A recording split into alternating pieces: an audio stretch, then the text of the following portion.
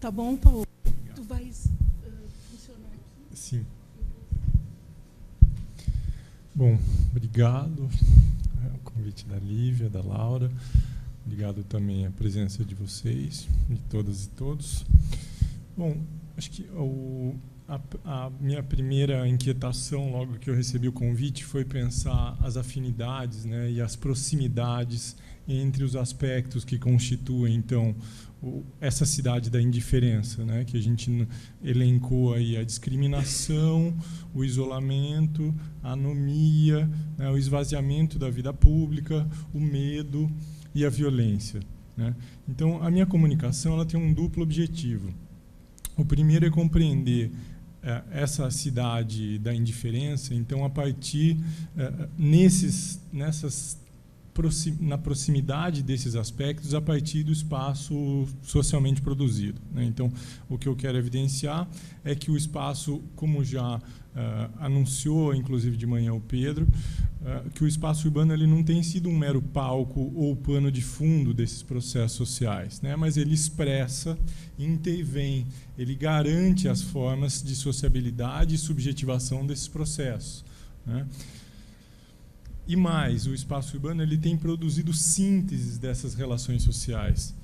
E então esse vai ser o primeiro momento da minha fala, que ele vai analisar as continuidades, as inércias, como disse o Pedro de manhã, né, reproduzidas aqui nos anos 2000.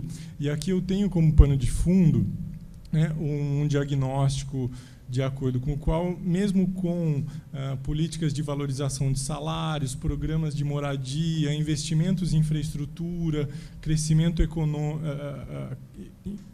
investimento em infraestrutura, e mesmo com crescimento econômico, e eu estou vislumbrando aqui, obviamente, medidas anticíclicas, como os PACs e Minha Casa Minha Vida, né? Mesmo assim, nós acentuamos conflitos urbanos, né? Acho que essa é uma questão fundamental e muito do nosso presente, né? E, obviamente, em período de recessão, né, a austeridade, instabilidade, obviamente, os ônus recaem novamente nos já vulneráveis. Tenho isso como pano de fundo, não vou tratar tanto aqui. O segundo momento da minha fala, eu reconstituo um pouco o que vimos falando de resistências transformadoras, para usar o termo de manhã, né? Ou o que eu estou chamando de experimentações coletivas, pautadas numa política do cotidiano, né? No uso dos espaços públicos, nas interações e trocas não mercantis, né? O que tece vínculos e geram novos pertencimentos, né? Num certo gosto e prazer no que é comum, no não precificado, que é também um desejo de abertura e de mobilidade, né? E aí o pano de fundo é de que estamos falando de novos personagens que estão entrando em cena, né? Nós não sabemos ainda exatamente quais papéis eles terão, mas sabemos que formam um caldo de cultura insurgente. E a minha pretensão aqui hoje é apenas mapeá-los, cartografá-los, tá? Então, vou passar primeiro rapidamente esse slide, Lívia, só para a gente pegar aqui alguns elementos. Essa é uma festa dos secundaristas num cinema de São Paulo, e o que eu gostaria de destacar dessa imagem são esse operador da catraca e o descatracar, né, as suas memórias, e aqui a questão, o que aconteceu desde que pulamos os muros, né? Só para a gente reter um pouco desses operadores aí, que vão se tornar matrizes mais para frente, tá? Então, como eu coloquei, a gente tinha, então, sob a ideia de uma cidade da indiferença, esse quadro aí formado por discriminação, violência, medo, isolamento, apatia e esvaziamento do público. O que eu gostaria de salientar então, como esse espaço urbano ele permite constituir essa cidade da indiferença como um bloco de afetos, né, que se expressa numa cidade feita de espaços ensimesmados, né, de baixa densidade e interação, né, ou espaços sem vida urbana, o que eu vou chamar aqui de uma cidade de muros, catracas e camarotes.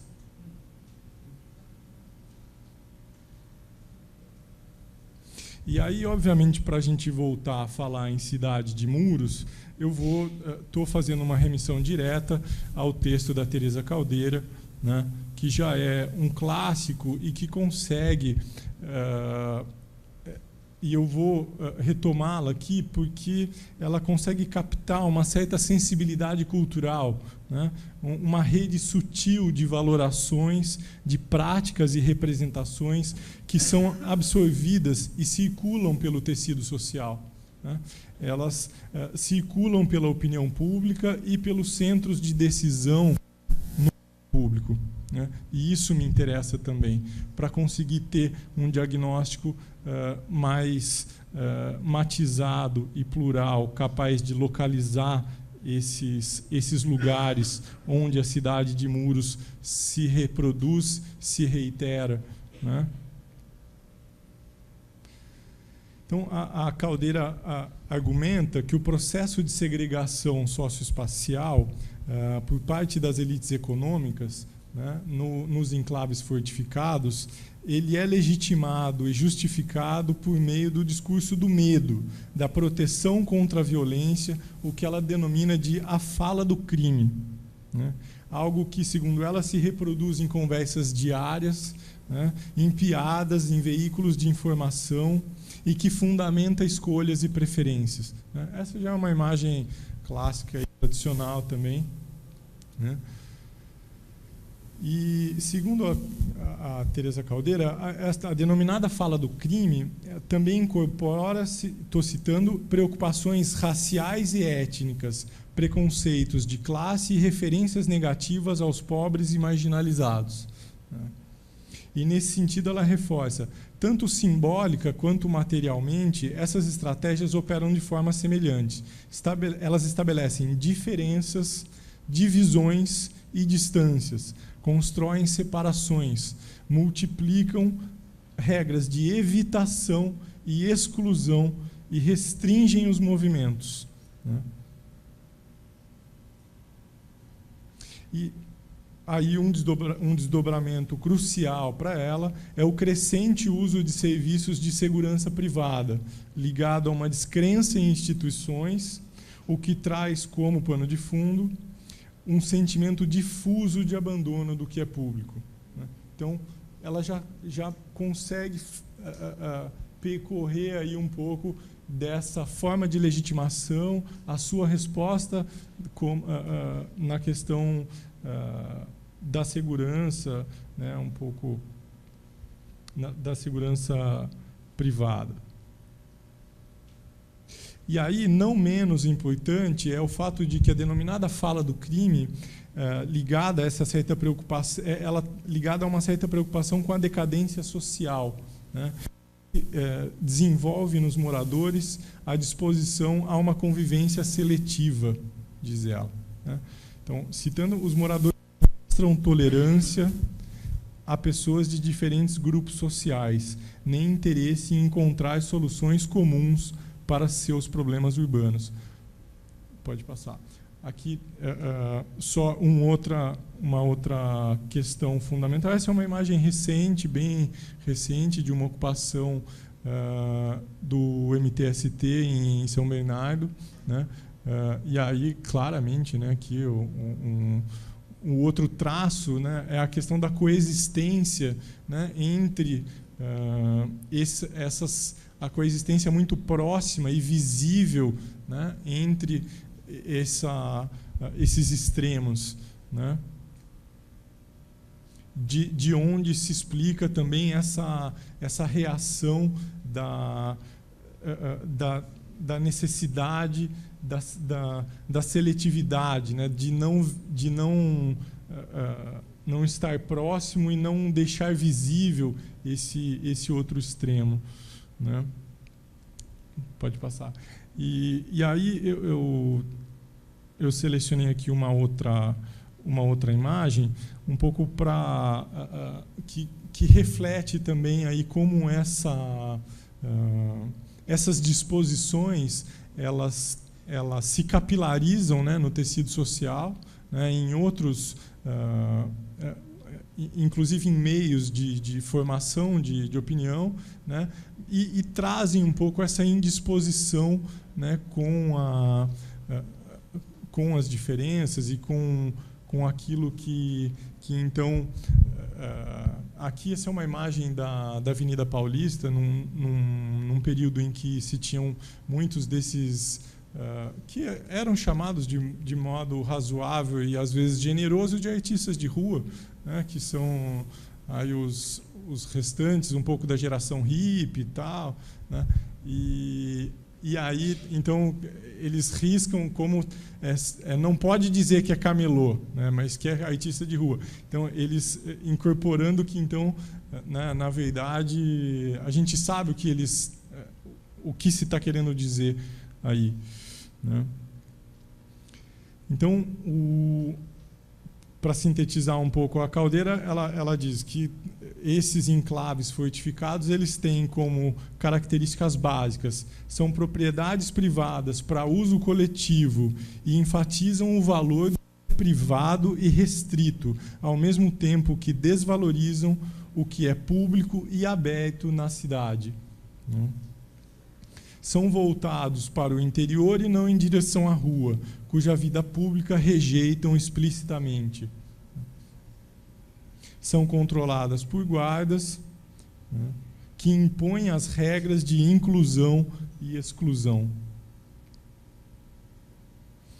o que garante também maior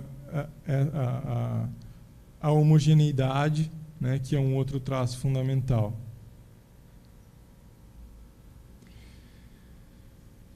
E aí, continua a Caldeira, os enclaves privados e fortificados, eles transformam a natureza do espaço público e qualidade das interações, né, tornando-as cada vez mais marcadas por suspeita e restrição.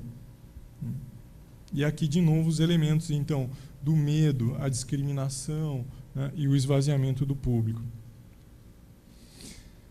E, ao mesmo tempo, criam status, né, meios para a afirmação de distância e desigualdades sociais, né? Então, demarcados, ela diz, demarcados por todos os tipos de barreiras físicas e artifícios de distanciamento. E sua presença na cidade é uma evidente afirmação de diferenciação social.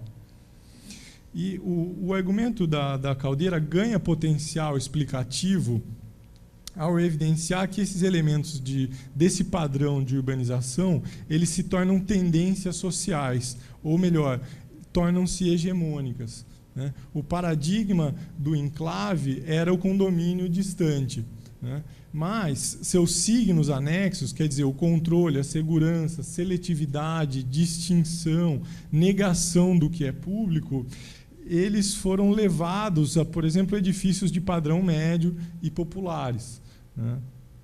Eles aparecem em todos os tipos de empreendimentos imobiliários, né, habitacionais, de lazer e de serviços. Então, eles formam como que um código que pessoas de todas as classes sociais entendem e usam para elaborar e dar significados aos seus próprios espaços, né?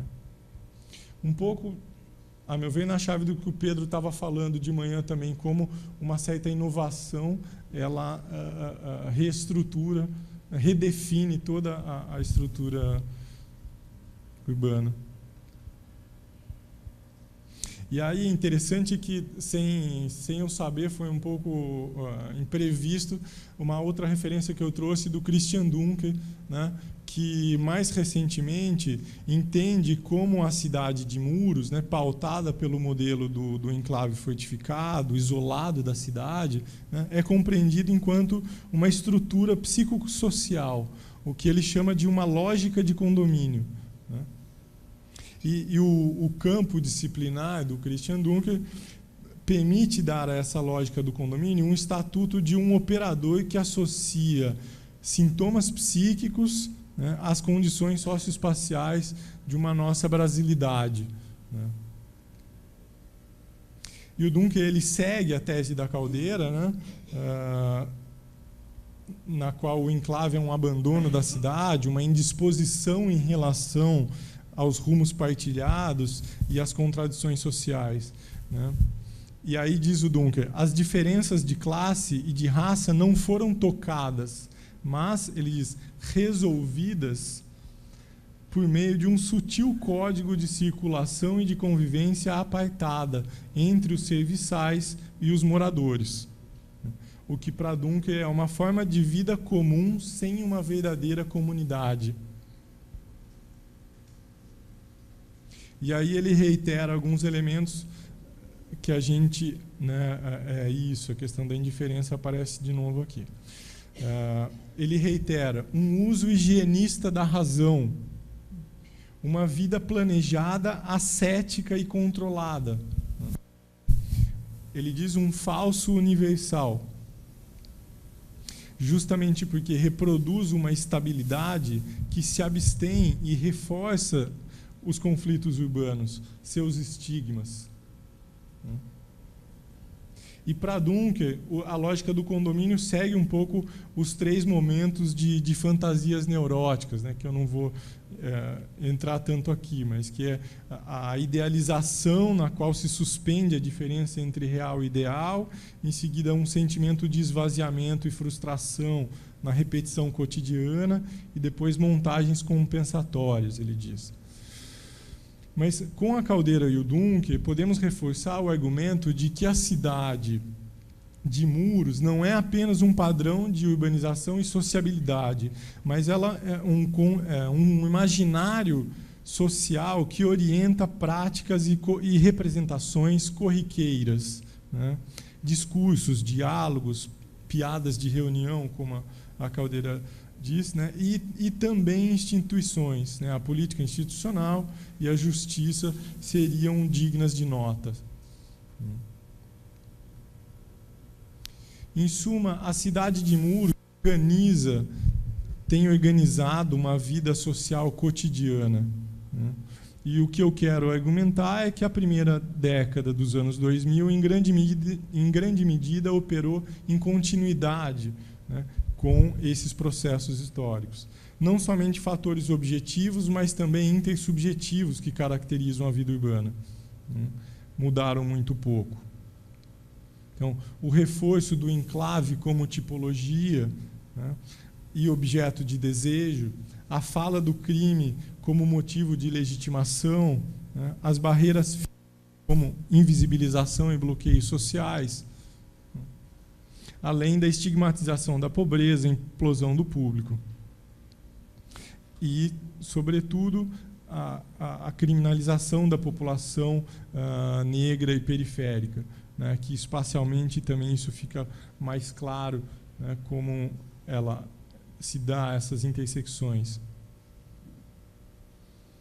E eu só então queria enfatizar e desenvolver que a cidade de Muros se estende também como uma cidade de catracas e camarotes, né?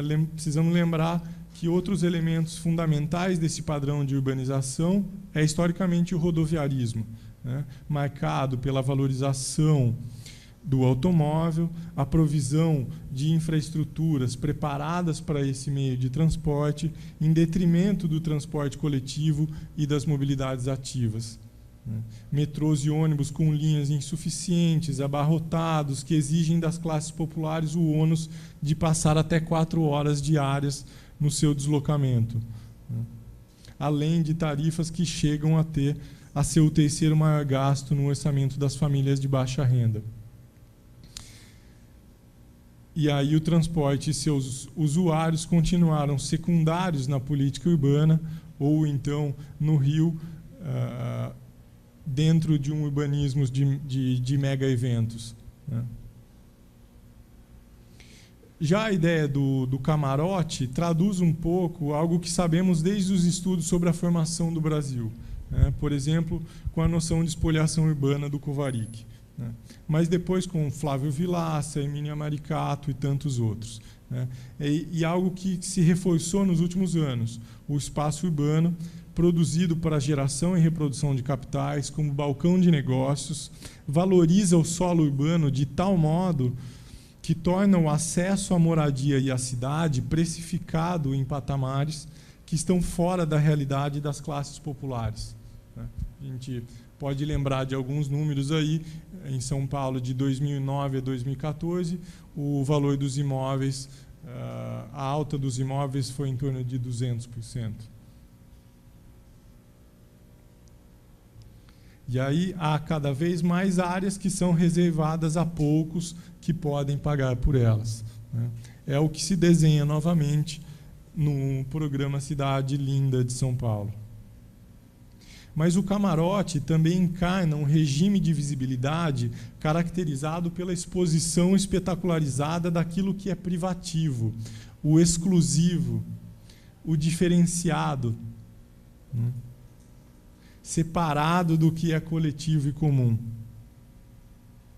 E, ao mesmo tempo, o que está abaixo do camarote é o invisibilizado, tornado residual ou indigno, porque não acessa os patamares superiores. E aí, de novo, interessante, aí a gente tem uma figura com um sorriso um tanto abobalhado, que numa face arredondada e desprovida de pelos, né, nos remete a uma infantilidade, né, mas, ao mesmo tempo, um estágio inicial de calvície, né, e vestimentas de um gosto um tanto duvidoso, né. E, no entanto, alguém que se sente à vontade em ser denominado um rei nesse lugar, né, nesse lugar de prestígio, né, e se sente apto não só a reinar, mas a determinar 10 mandamentos, né. Então, não só o rei, ele é o Deus do camarote, se a gente quiser. Mas, piadas à parte, é importante percebermos, de novo, como esse tipo de legitimação e valoração circula em meios considerados sérios. Considerados sérios, canais de formação de opinião. Então, fica claro aqui como, entre as classes favorecidas, a cidade de muros e camarotes é vivida como um fator de distinção e acesso diferenciado. O sorriso dele mostra como ele acredita nisso, né? E já entre as camadas populares, a cidade é tida como o lugar da privação, da invisibilização, do sacrifício pela sobrevivência e da estigmatização, né, da autoculpabilização. E esse é o quadro propício às discriminações e à violência cotidiana.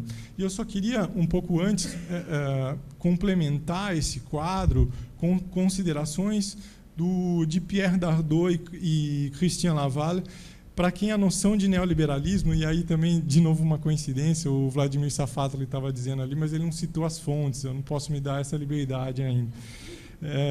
Para quem a noção de neoliberalismo está muito além da ideia simplista de uma política econômica de Estado mínimo e uma ideologia do laissez-faire, né? Ou só uma crença na eficiência e na harmonia natural do mercado que orienta um Estado enxuto, né? Os autores lembram como, historicamente, a origem mesmo desses regimes políticos se deram no Chile, né? de Pinochet. Mas eles vão mais longe. Eles dizem, com Foucault, que o neoliberalismo é uma governamentalidade, isso é, um modo de governo dos corpos via instituição do Estado, mas também enquanto uma atividade capilarizada, que se estende às interações diárias, que se dá sobre os outros, mas também sobre si. E a governamentalidade, ela inclui definir o que é passível de ser liberado e o que deve ser contido, as aberturas e as limitações. Deve-se preparar os indivíduos para os trabalhos flexibilizados que exigem eficiência sempre crescente. Devem ser liberados os impulsos de autorrealização motivadas às ações ligadas ao retorno de capitais, sejam eles sociais, econômicos ou culturais. Os outros afetos e necessidades devem ser secundarizados. Podemos dizer, então, noutros termos, que esse modo de controle e governo cotidiano forja uma racionalidade para as ações, né?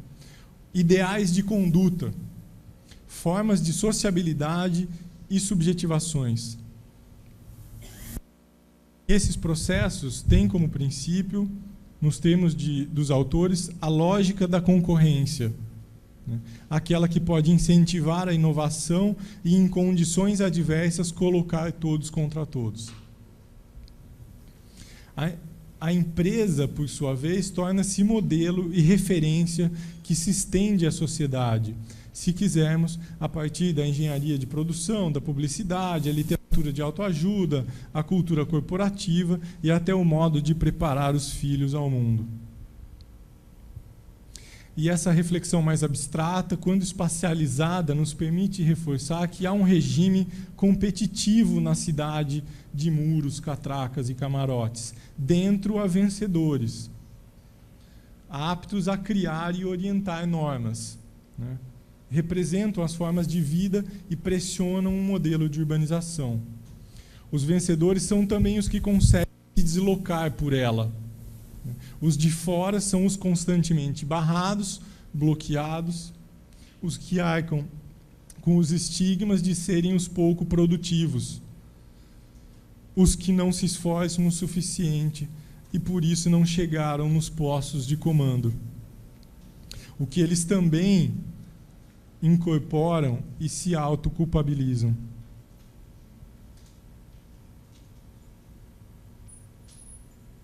Então, acho que esse quadro nos permite compreender os aspectos diversos da cidade da indiferença, né? Mas eu montei também esse quadro, e aí eu vou passando ao segundo objetivo e ao segundo momento da minha fala, que é entender por que razões esse padrão de urbanização e paradigma, eles conseguiram criar uma explosão de opositores que pretendem recusar essa imagem de cidade, né, como um bloco.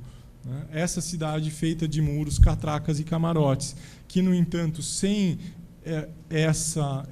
esse diagnóstico, não fica tão claro também a afinidade entre essas experimentações de oposição e insurgência, né? Então, o outro, e aí eu passo ao segundo momento da minha fala, o outro da cidade de catracas e camarotes, eles têm se aglomerado em coletivos por tarifa zero, ciclistas diversos, movimentos de moradia, movimentos estudantis, coletivos em defesa de espaços públicos e espaços verdes, além de iniciativas de autoafirmação de culturas estigmatizadas, sobretudo a negra e periférica. E aí essa não é, obviamente, uma questão descontextualizada, mas vem se somar às explicações sobre junho de 2013, cujos desdobramentos também foram sombrios. E aqui eu pretendo reforçar que junho gerou um novo patamar de iniciativas ligadas ao que o Peter Pelbar chama de desejo de rua, o que eu diria, e eu iria um pouco mais longe, diria um desejo de abertura. E isso para explicar o que o movimento Passe Livre, e agora com os secundaristas, vocalizam como uma vida sem catracas. Aqui outros casos, né, esse uso dos espaços públicos, aqui o movimento Praia da Estação em Belo Horizonte, aqui o Ocupa Estelita. Tá. E aí, então, daqui a pouco vamos chegar nessa questão da vida sem catracas, né? Mas o que devemos compreender é que tais iniciativas, elas desnaturalizam essa cidade, né? E, sobretudo, colocam em circulação e afirmam uma outra constelação de desejos e esforços. Se a cidade de Muros é pautada pela indiferença, ausência de empatia, atomização, discriminação, esses são espaços heterotópicos, fundamentais para fixar a existência de alguma alteridade, né? Eles produzem outros espaços e nesses experimentam outras sociabilidades e subjetivação e experimentam uma vida urbana. E aqui eu não vou fazer uma aposta pueril de que de algum desses sujeitos coletivos nós vamos ter um sujeito revolucionário, né? Tampouco podemos cobrar deles o protagonismo de transformações estruturais sozinhos, protagonismo de transformações estruturais redistributivas, né, que obviamente são necessárias, como o Pedro já lembrou de manhã. Mas me interessa aqui, por enquanto, o fato de que há uma rede de atores que formam uma multidão urbana e constituem um caldo de cultura urbana. Eles se aproximam pelo incômodo com a cidade de catracas, seja porque foram mantidos para fora, seja porque foram espoliados pela urbanização segregacionista, ou simplesmente porque não se adaptaram. E aí eu vou mapear, então, alguns aspectos em comum dessas mobilizações e organizações coletivas. E a primeira delas, eu já adiantei, é a presença nos espaços públicos, né, ruas e praças, de modo a reativar a vida urbana. Esses corpos e narrativas, eles chamam a atenção da opinião pública e exigem que essa coloque em pauta a agenda urbana. Quando há governos mais progressistas, parte dessas pautas são absorvidas. São Paulo, pós-2013, isso ficou claro, com uma virada para o transporte coletivo, né, com a abertura de faixas exclusivas e tal, corredores exclusivos, e também de ciclovias e tal, né. Quando não é o caso dos governos minimamente progressistas, pelo menos elas são problematizadas nos meios mais dispostos. E aí a ocupação, a ideia de ocupação se torna um operador fundamental, né? Uma matriz para as ações coletivas. E aí fica fácil de perceber como esse operador circula fortemente e se desloca para diversos meios, né? Inclusive os de fenômenos mais estético-políticos e tal.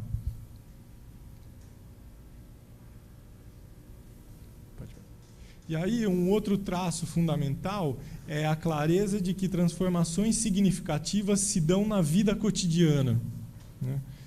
E eu trago palavras de ordem de movimentos de moradia, como, por exemplo, a luta é sempre, ou a luta é todo dia, ou então só a luta muda a vida, né?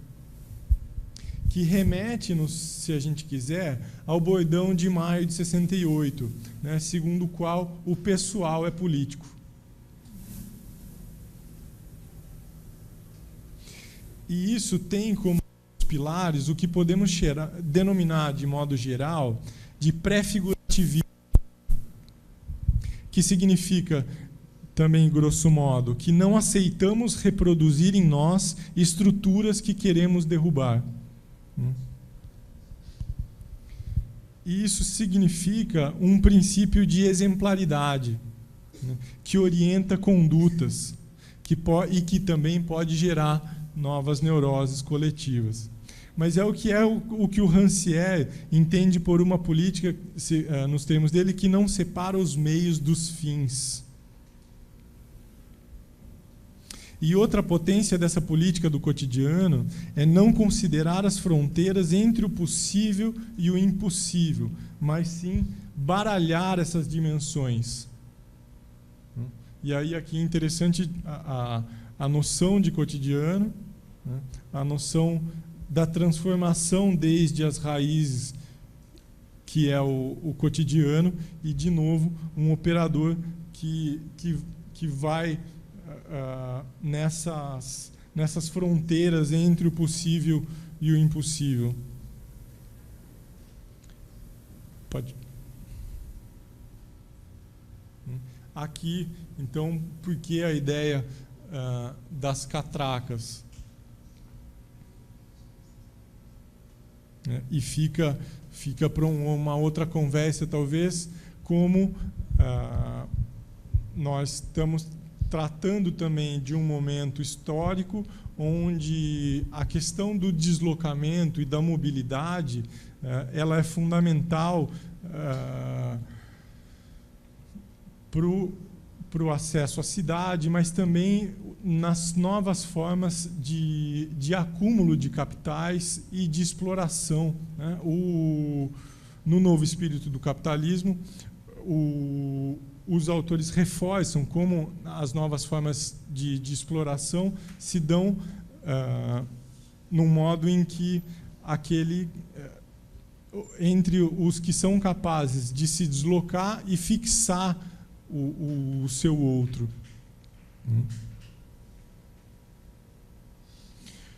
Mas voltando, um outro traço importante, então pode passar. Aqui um pouco, eu vou voltar a isso, mas um pouco esse caráter festivo e ao mesmo tempo insurgente daqueles que ocupam um espaço que lhes é estranho. Aqui é uma ocupação, Ocupa Paulista, a Avenida Paulista, e no começo do ano o MTST ocupa a avenida, né, que é um dos centros financeiros de São Paulo, né, com barracas em lona preta, né, demandando recursos do Minha Casa Minha Vida Entidades. E aí, um outro traço dessa política do cotidiano é o esforço e o exercício de construir espaços onde a liberdade de um não bloqueia, mas garante e reforça a liberdade de todos e todas. E a isso Rancière chama de comunidades de luta. E aí, para isso, tem sido cada vez mais relevantes as práticas do diálogo e escuta, né? O cuidado recíproco, a reafirmação de uma interdependência saudável, de uma vulnerabilidade que é legitimada, tornada força quando coletivamente partilhada, porque forja uma formação comum.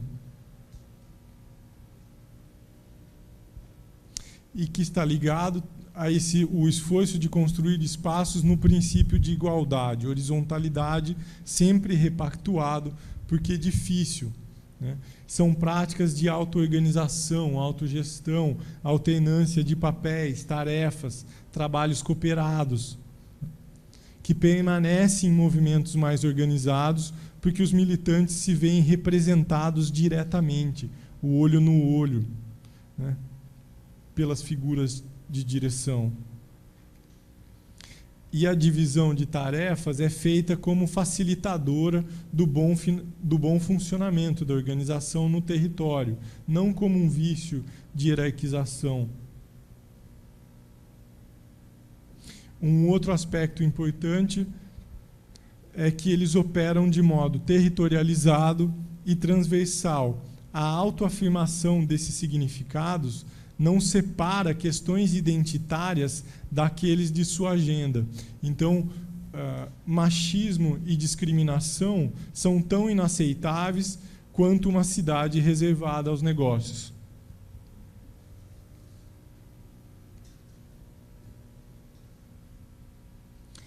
Aqui é uma imagem de um de uma ocupação do MTST também, que eles brincavam sobre ser o galpão sem patrão, né, por conta desse trabalho horizontal e cooperado, né, nos termos deles, em que eu faço o meu horário, né.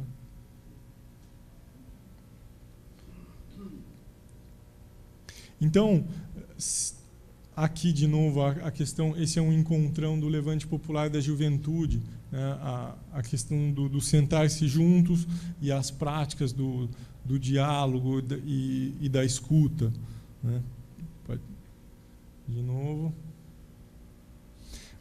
Agora, um outro traço interessante é o desejo não pela distinção social, por renda ou status, mas um certo gosto e prazer no popular, aquilo que também é comum, o que é de todos e todas, e que pode ser chamado de nosso, aquilo que circula livremente.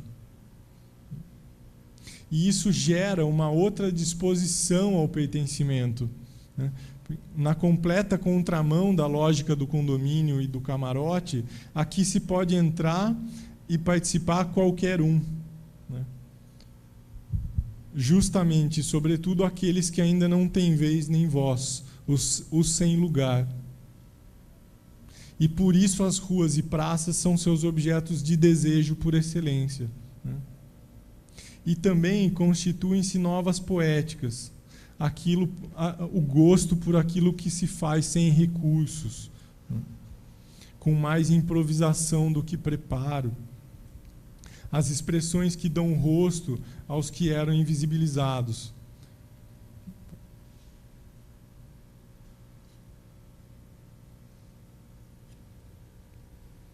Essa é uma imagem desse ano, a ocupação da Câmara dos Vereadores, onde estavam secundaristas, mas também movimentos de moradia, né, o que, a meu ver, foi considerado também uma irreverência pouco inusitada, né.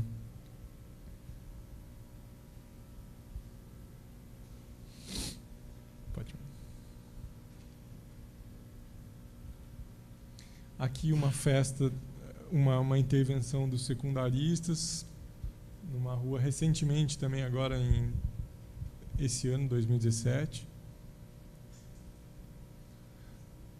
Também essa festa secundarista de manhã,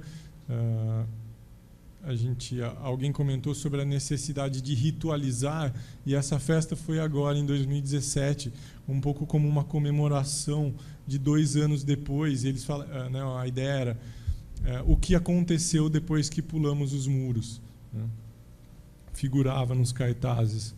E a festa se chamava também "Não me chame para uma revolução onde eu não possa dançar", que é uma frase célebre aí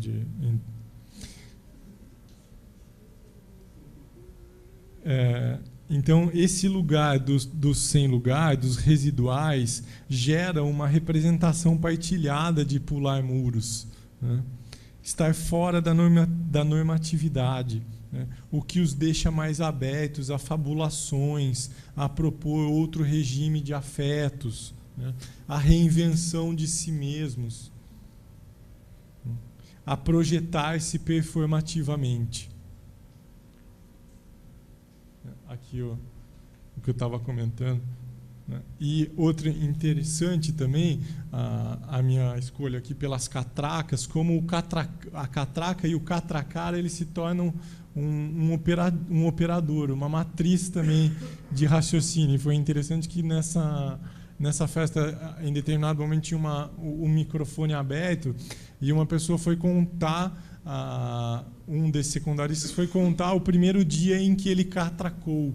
Então, né, tem o dia do primeiro beijo, o dia da primeira transa e o primeiro dia em que eu catraquei. Também interessante, inclusive essa aproximação das experiências de intensidade, né, e mostra também a intensidade de uma experiência de politização, né? Não que não diz respeito apenas ao primeiro beijo, né? Mas o catracar diz respeito ao pessoal que é político, como eu falei anteriormente. Então, e a horizontalidade, né, agora uma questão é que a horizontalidade que fundamenta a liberdade de todas e todos coloca-os em caminhos diversos, né, em camadas diversas de envolvimento, o que pode tornar os vínculos menos duradouros e os movimentos mais fluidos. Se fala hoje numa multimilitância, né, multimilitâncias que formam redes. E por isso a comunidade, os afetos comunitários mantêm-se persistentes no tempo através de ações e projetos. São as ações e projetos é que mantêm as comunidades e se tornam forças de convergência. E eu diria, aí pode ir.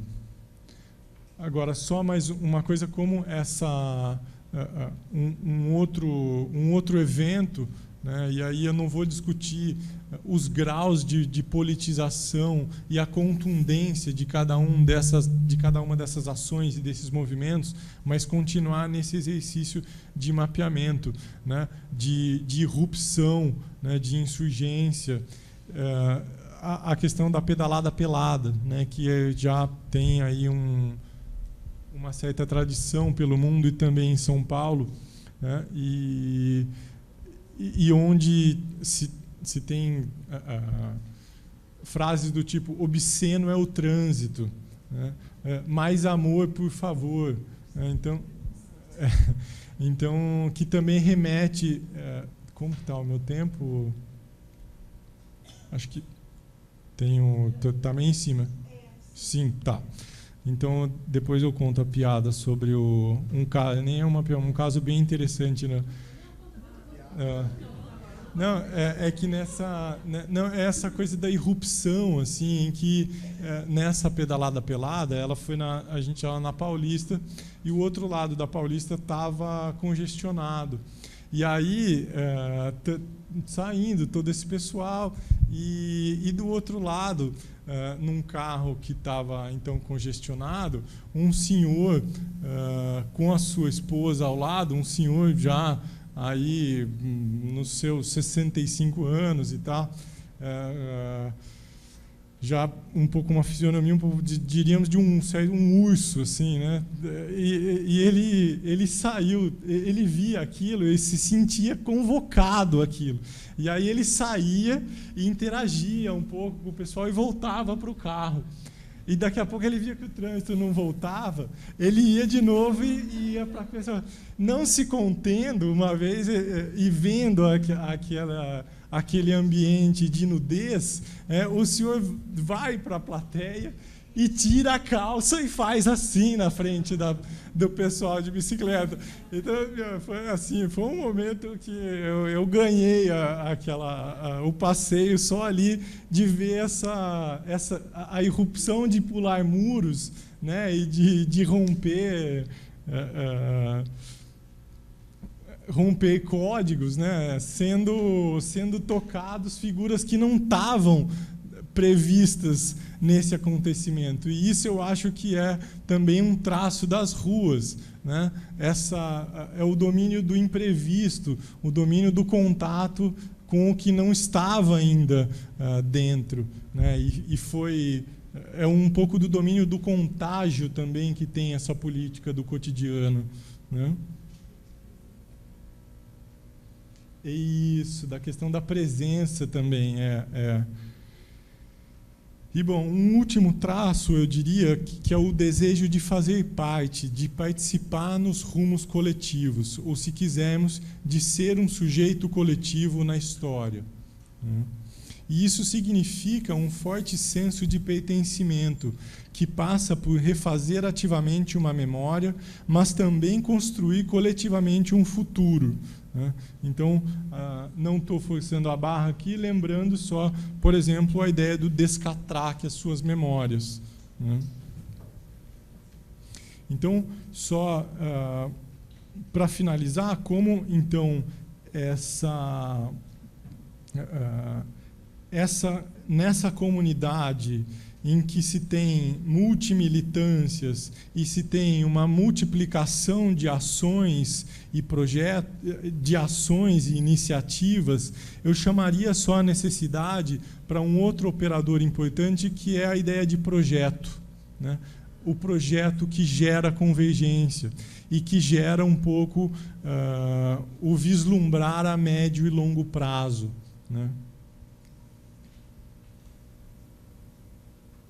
E aqui isso é fundamental, né?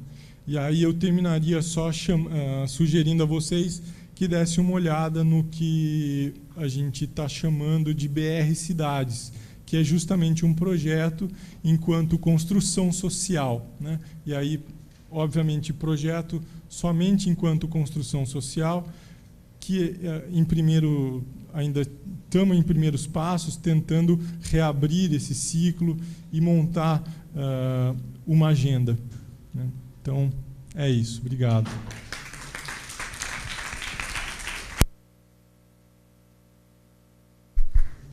Muito obrigada, Paulo.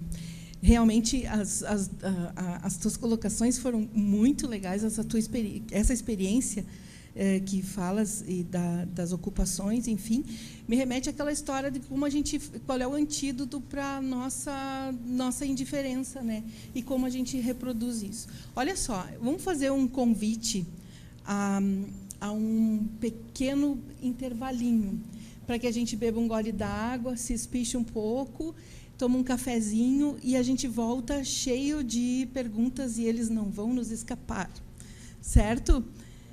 Então, vamos tomar um cafezinho e voltamos em seguida?